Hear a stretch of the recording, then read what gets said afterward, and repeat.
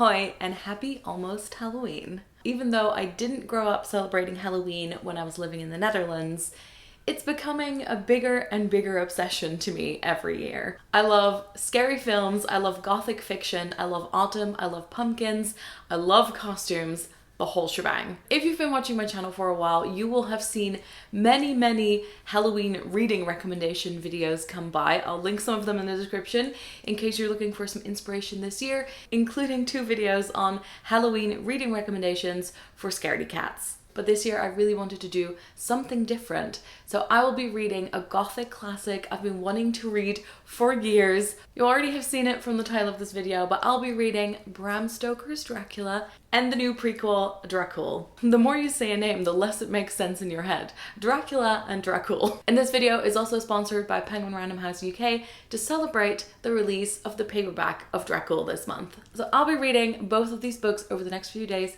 and I'll be taking you along, including on a trip to Cambridge that I'm doing tomorrow. And I'm also really hoping that I'll be able to find some atmospheric reading locations. Before we dive into the reading vlog, I want to give you a little bit of backstory on both of these books. So this copy of Dracula is one that I've owned for probably 13 years now. Probably one of the books that I've owned for the longest while not having read it. I think I bought this before I started my YouTube channel, even though I can't remember exactly when or where. And it's made it through so many bookshelf culls. So obviously I've held on to it for a reason. Dracula is one of those books that I feel like is in everyone's shared cultural consciousness. Everyone has an idea of what it's about. But I do realize that I actually really don't know what it's about, besides the fact that there's a vampire, it's set in Transylvania, and it is made up at least partly out of letters. Yes, obviously it's made out of letters, but I mean letters that people send to each other, fictional ones. Or are they? I think my main questions about this are how much will it match up with the idea that I have of it? How easy will it be to read? Because, you know, that varies greatly with classics. And how scary is it really? And then there is a Dracul. I'm probably going to be like pronouncing it lots of different ways in this video because I keep saying it differently. I've cheated a little bit and gotten a head start on this book because, of course, I wanted to get a bit of a taster before doing a full video. And I talked a little bit more about the book on the Instagram post I did because I'm also running a giveaway on Instagram at Books and Quills, which is still open when this video goes up. So if you want to enter to win a copy, I'll leave a link below. So this is based on notes that Bram Stoker left behind, and it's a collaboration between 2 authors, Dacre Stoker, who from the last name you might guess that he is the great-grandnephew of Bram Stoker, and author J.D. Barker. The main character in this book is Bram Stoker, and it's all about the inspiration that drove him to write Dracula. You meet Bram Stoker as a child and then as a young man, and the atmosphere of this is so deliciously creepy. So I think it's high time to get into the books. I'm gonna get started with Dracula. Let's get started. I'm about to leave the house now, getting a start on Dracula, but I am that kind of person who doesn't bring the dust jacket on the road. So I'm gonna take that off. Actually, I haven't seen what's underneath it yet. That's very pretty, I like that. And I have these little bags that my mom made for me. And I like to keep my books in there. So if you want to imagine what my reading on the go situation is like, it's this. Also, which bookmark am I bringing? I usually don't end up using bookmarks that much anymore because when I read paperbacks now, and especially proof copies, I am sometimes known to bend the corners. I don't know what's happened to me. I've fallen off the wagon. I think I'll be using this bookmark, which is a lovely Ravenclaw one, which is actually unused. And I'll be bringing these on the road. They are book darts. So I think Marion got these for me. It says hold that thought. And they're basically these little like metallic page markers. So if there's anything I need to remember, I can mark my books that way. I actually do loads of my reading on public transport, and I often prefer taking the bus, even if it takes a bit longer, because then I know I will have dedicated reading time, because I do have a harder time reading at home. I think it should be a fun afternoon.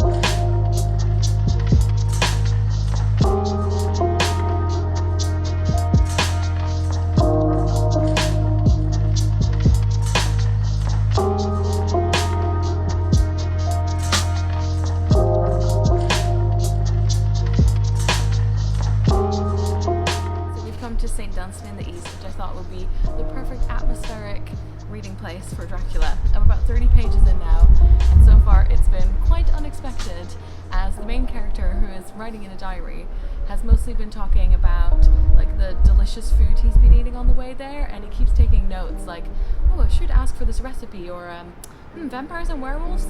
We'll note and ask Count Dracula.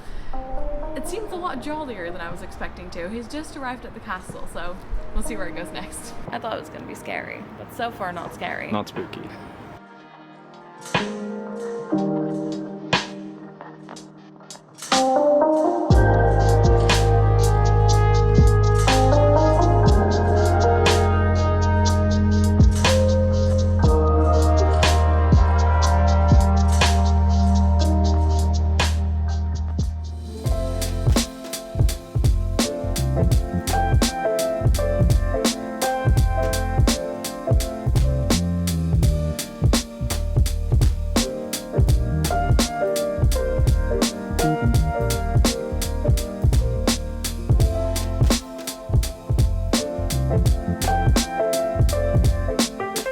The last time I was in Cambridge, I visited with my parents, and I'm guessing I probably was about 15. So I thought, after living in London for 7 years now, it was high time to go visit again. And I think autumn is an amazing time to visit, even though it was a little bit too cold to go punting. It was so lovely to wander around, see all the different colleges, and I think it was the perfect atmosphere to read a gothic novel as well.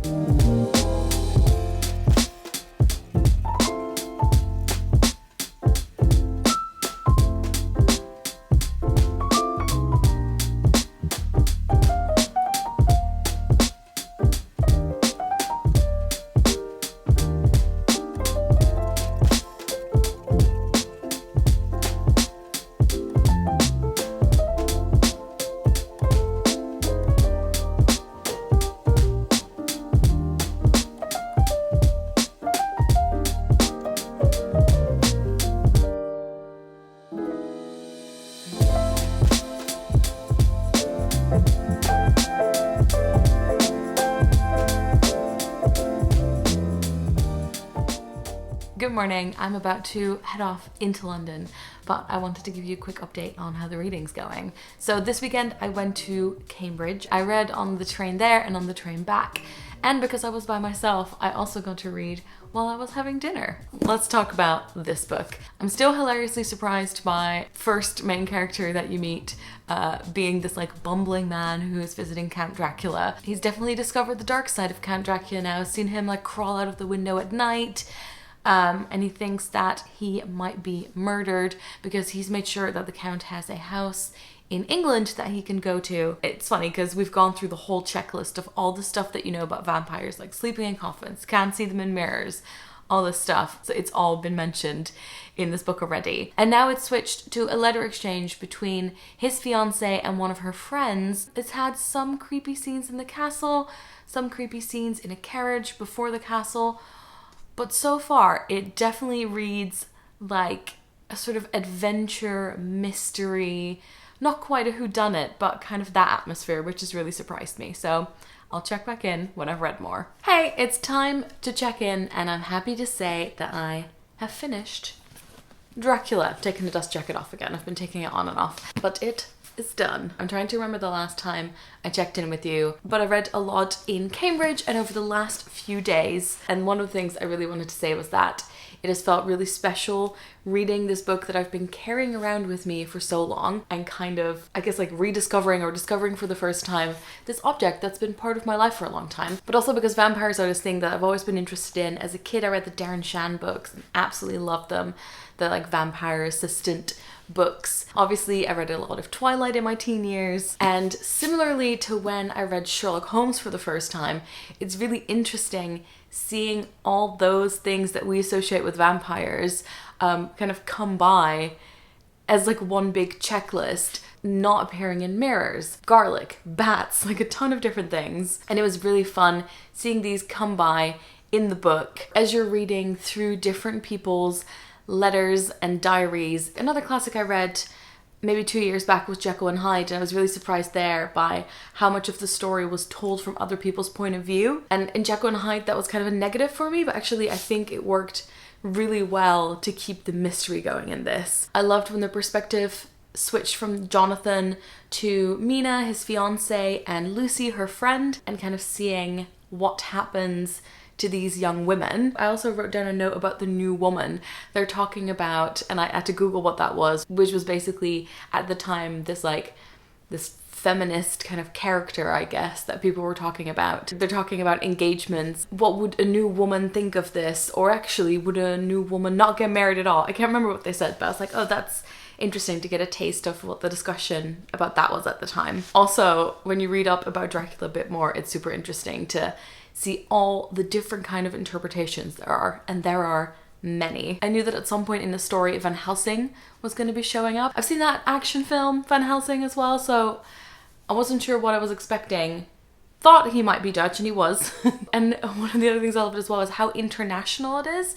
Sometimes with classics that come from like Ireland or England or Scotland, you kind of think that it's going to be very insular and just be about, you know, characters that live in that country. But it was interesting seeing different characters coming from different countries. I think there's an American as well, and then there's travel in between different countries. I think in the beginning I was a little bit disappointed that it didn't feel as like dark and scary, but as I kept reading, I feel like it definitely got there. There was a ship where the whole crew gets killed. I don't want to give away too many spoilers, even though it's a classic.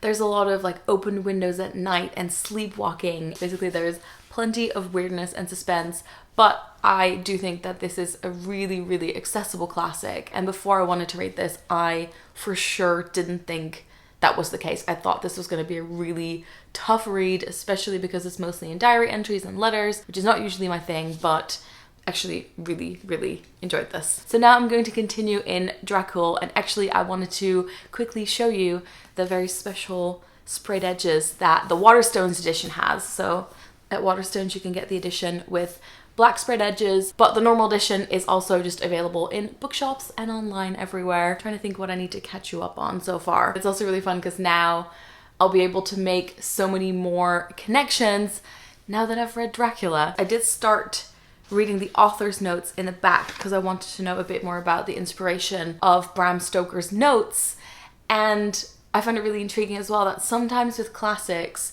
you don't know that much about the editing process unless there was notes left behind or different editions. And in this case, they talk about the different translations that exist of the book that were made at different times and how they could sometimes be quite different because the publishing process was different at the time. So I'm currently at the point where young child Bram Stoker and his sister have found out that their nanny may not be sleeping in a bed, but in like dirt underneath her bed, and she goes out at night. Bram was really sick often at the time, and so the nanny would, you know, help him get better, but the family members didn't really know what she was doing. And meanwhile, Bram Stoker as a young man, you're reading from his diaries, and he's talking about locking himself in this room with a creature being outside. So I'm going to continue from there and check in with you soon.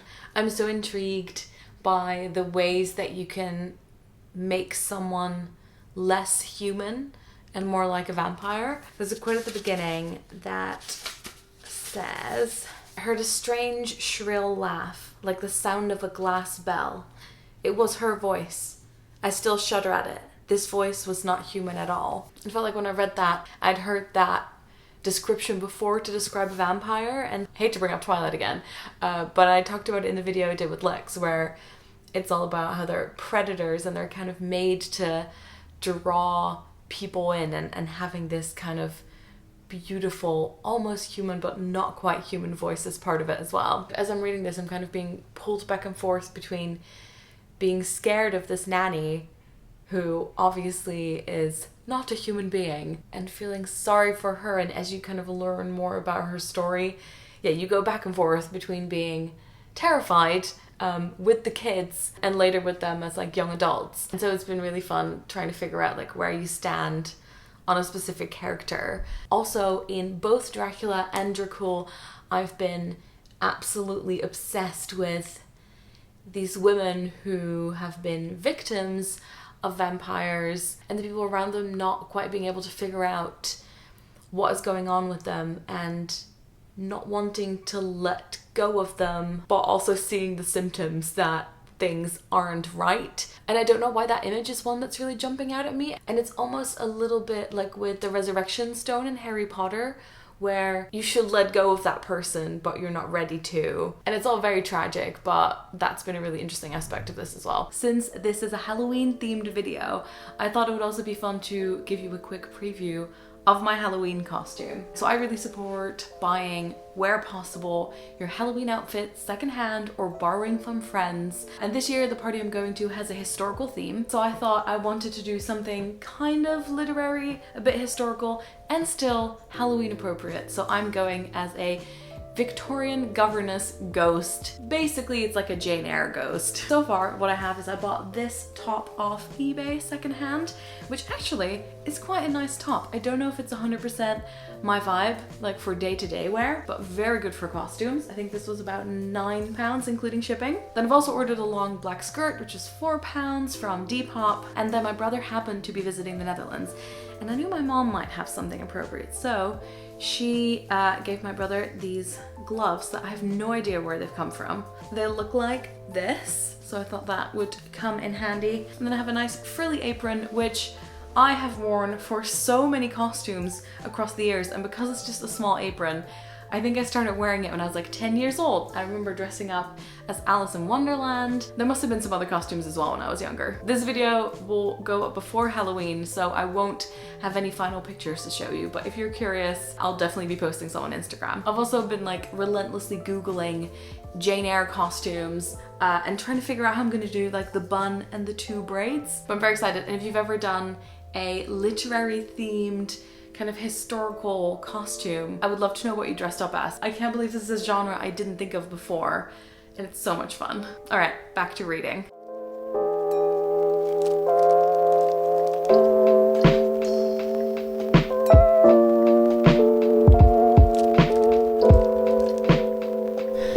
Oh, that was fireworks. Right on time as the sun is starting to go down, which is good for scary books, not great for filming. I realized I totally forgot to mention that I had a Halloween movie night last night, but I wanted to do a really scary one, but most of my friends actually don't like scary films, so we ended up watching Hocus Pocus and The Craft, and then I'm organizing a second one with actual scary movies. The weather was actually really nice this morning and I went out, but I spent the rest of the day finishing Dracul, and I've absolutely loved the terrifying, like mysterious, creepy atmosphere of it. The fact that it was just like unrelenting tension, which is what I'm looking for a Halloween read. Now that I've finished it, I'm going to go through the author's notes again, and I think I might just dive into the Wikipedia page some more as well. And again, like the Netherlands gets a mention, international travel, going on adventures. And it was interesting as I was reading it, picking up on bits that both are kind of things that illustrate something that Bram would have like picked up on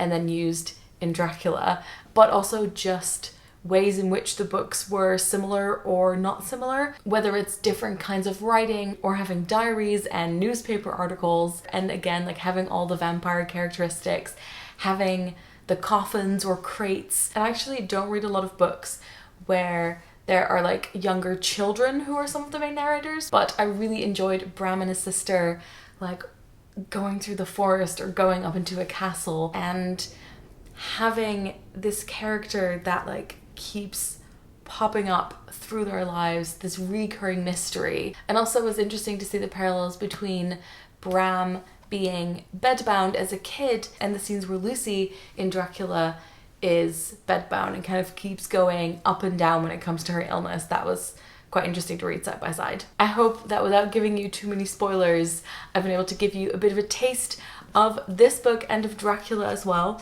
As you can see, the light is going quickly. I'm gonna light some candles and find my next scary book to read. All right, that is it for this reading vlog. Thank you so much for watching. I hope you enjoyed it. If you'd like me to do more of these videos, do let me know. If you have a specific theme in mind, definitely let me know. Don't forget to enter the giveaway for Dracul, which is on my Instagram. And a massive thanks to Penguin Random House UK for working on this video with me. Links to both of these books will be in the description. I'm gonna check out if this version's actually still available. Happy Halloween, and of course I'd love to know what you'll be reading this Halloween. Thanks for watching. Doei!